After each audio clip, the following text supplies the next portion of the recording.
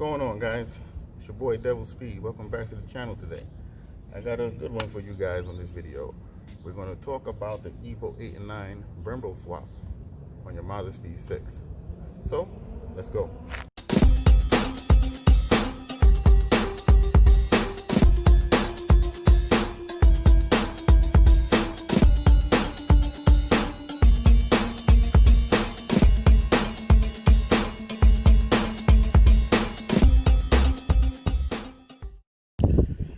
Alright guys, so here's an up close look at what the Evo 8 and 9 Brembos look like on the Speed 6. Now, if you're looking at, doing this swap, a few things you gotta take in consideration. Now, the rotor on the Speed 6 and the Evo are exactly the same size in the circumference. The differences come with the width. The Speed 6 is 3 millimeters smaller than the Evo. So that's why you can't use a Speed 6 rotor for the swap. So you need to get the Evo rotor. Now, the caliper, of course, you're going to need. The calipers on the Evo are 4-piston, Brembos.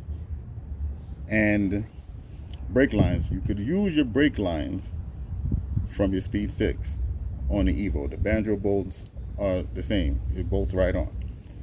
The other modification you're going to need to do is the 2 bolts that connect the caliper to the spindle. Now, if you was to put it on, you will see one bolt will go in, the other bolt, let's say on the bottom, it'll be off. So, which means you have to take a Dremel tool and mill it out maybe about 5 millimeters or 0.5 millimeters, sorry, about 0.5 millimeters to open up the hole slightly. That way, the bolt at the bottom can slide in with more ease.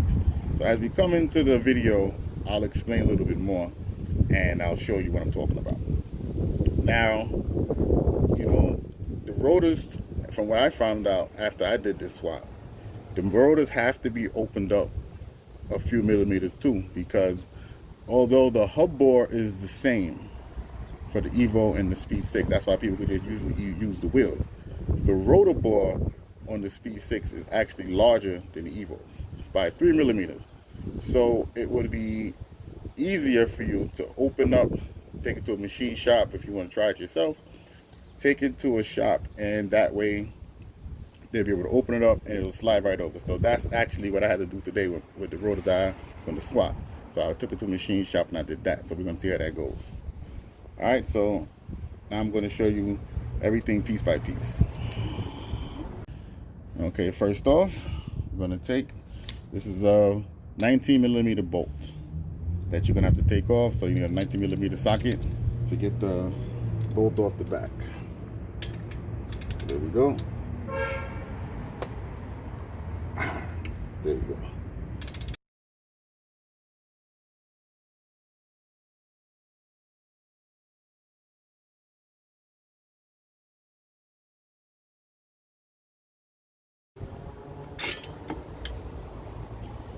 So there goes 2 caliper bolts there. Let's put this paint can in here. That way we take the caliper off. Now the rotors you can leave it and rest it on the paint can, and then bam, good to go. So actually, let's take a look at the Evo caliper, shall we? So as we can see there, this is where the bolt thread through. Now you look right there. So the thing with these calipers is they thread through the caliper, and then the spindle hole is open, so there's no threading in the spindle itself, which is why people say, well, if you mill open the spindle, how will it go through? It goes through the caliper, so just keep that in mind, so no worries. All right, there goes the brake line with the banjo bolt. That's, I believe, a 12 millimeter. You take it off, swap it over.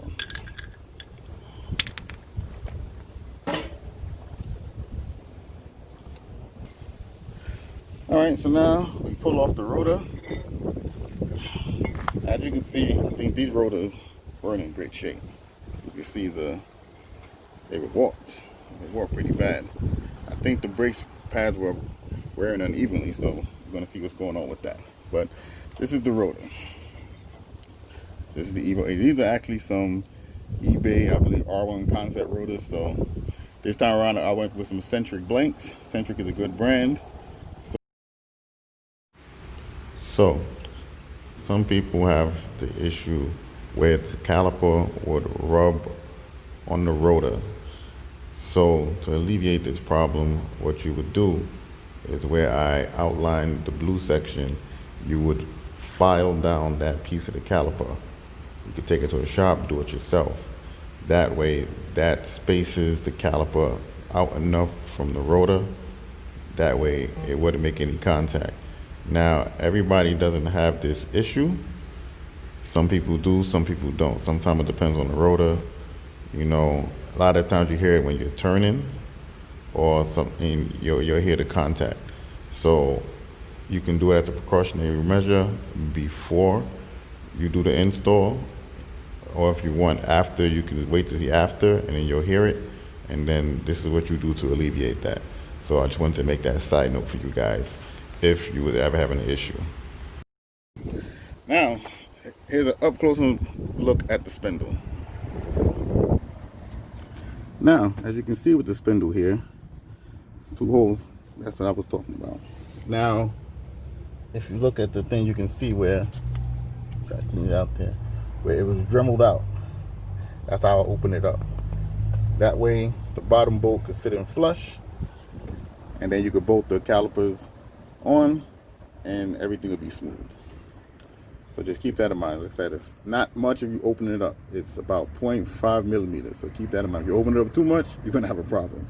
So just open it up a little bit slowly, see how the bolt looks when it's going through, and then try threading it in. And if everything fits nice and snug and tight, you're good to go.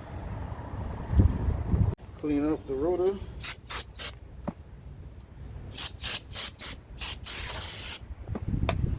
Brake cleaner. Alright, I did the back side already, so don't worry. Yeah, the brake install isn't too intricate. Like I said, the hardest part would be is to milling out those spindle holes. But besides that, everything else is pretty much straightforward. Mount the rotor back on. So you put some nuts.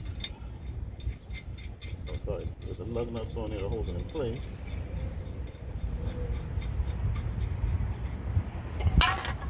Put mount the caliper back on.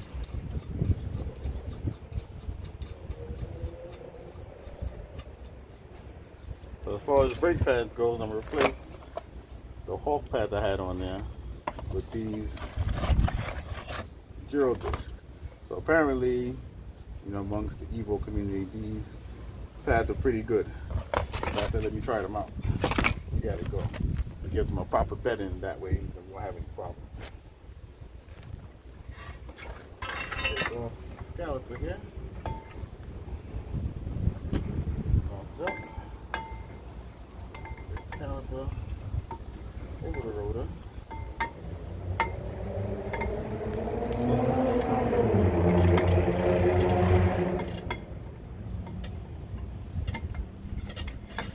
There we go. Then we take the bolts. Bolts go right here, and just mount them back in. And we're done. Button everything up, and you're good to go. Alright guys, so we're gonna compress the pistons back into the caliper. So you take a little cloth, take the old caliper, push against the pad, and it'll compress the caliper that way. Do it to both sides. Use a cloth to protect your rotor from getting scratched up.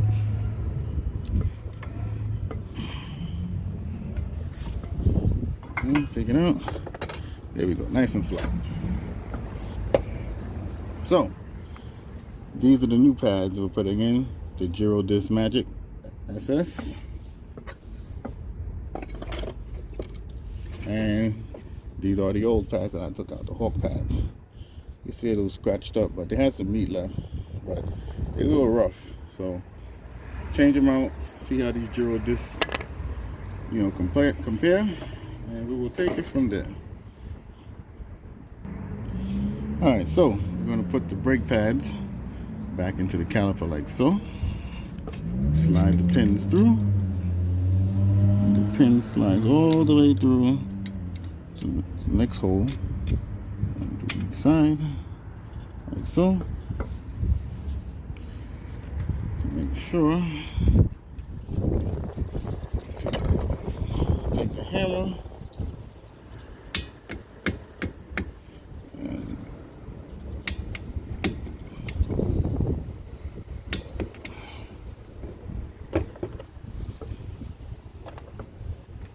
So, if we get it in there,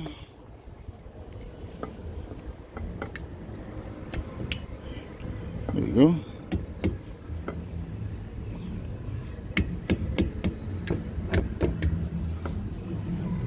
Both inside. Yeah, so now they're both inside. Enough tension on this. So this wouldn't come out.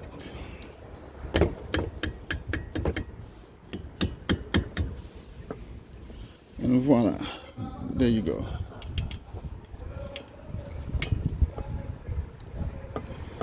So that's how you put the pads back in. So you gotta get the brake pads a little pump, and you'll be good to go. Alright guys, let's talk about another part of doing this brake swap. The wheels. Now, these wheels are NK TS9s, 18 by 8.5 with a plus 35 offset. So these do clear the Brembo brakes. Now, the stock Evo 10 Brembo wheels, you know, just for example, are 18 by 8.5 with a plus 38 offset. But those wheels are specifically made for the Evo just to clear those brakes. Just like the Evo 8 or 9, you know, wheels. You know, they have, some of them are 17 by 8, then or 8.5, and then the offset works to help them clear the calipers. Now, when you're looking for aftermarket solutions, this is where you come into problems. Now, like I said, NK makes, you know, wheels that are stockish fitment for an Evo to put on, let's say, your Speed, because the Speed doesn't have the wide fenders and the clearance, let's say, like an Evo does. So when aftermarket companies, they make wheels for the Evo, they go with, you know, a more aggressive fitment in mind. So, you know, when you're looking for wheels, you're going to come across a lot of 18 by 9 with, you know, plus 25 offset, sometimes plus 30. So the offsets are going to be more aggressive because, you know, the Evo can easily take them as a Speed, it can't. So you have to keep the offset at least with a plus 35 if you're trying to keep it within the stock fender clearance without doing major work. Now, if you're okay doing major fender work or whatever the case may be, pull in and such, then you might be able to, you know, squeeze some wider offsets out. But my guess is you're going to be online for a while searching to see what's working, what's going to clear, because let's say with this specs that I gave you for this NK wheel, you know, I've tried a Koenig wheel with the same specs that didn't work because the wheel, you know, just didn't have the proper clearance. Sometimes it all depends on the, you know, design of the spoke. The spokes also play a design in whether or not they can clear this caliper. So just make sure you keep that in mind. So my suggestions for wheels are actually go to TireRack.com, and TireRack, when you type in Mitsubishi Evo 8 or 9 wheels, they'll give you the wheels that come up to the T. So anywhere you see that comes up, they will fit. And on TireRack, they have NK, they have the OZ wheels, and then they have a few others, but they all fit, and they're all kind of sort of work with the Speed 6. So just keep that in mind.